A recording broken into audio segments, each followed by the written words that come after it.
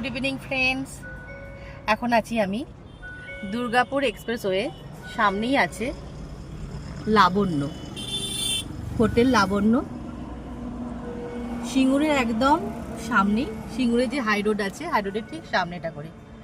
তো এখানে এসে এই যে দেখছেন চিকেন কাবাব অর্ডার দিয়েছি। তো চিকেন কাবাবটা খাচ্ছি গাড়িতে বসে। তো আজকে ইচ্ছা করলো যে রেস্টুরেন্টের ভেতর বসে আর খাবো না, তো গাড়িতে এনে খাওয়া দাওয়া করছি। ভীষণ ভালো লাগছে। তো বাড়ির জন্য নিয়েছি চিকেন বিরিয়ানি, আর মার জন্য নিয়েছি ইডলি। মা ভীষণ ইডলি খেতে ভালোবাসে, তো মার জন্য ইডলি নিয়েছি। তো যাবার আগে অবশ্যই মার জন্য একটা পান নিয়ে যেতেই হবে, নাহলে মা খুব রাগ করবে।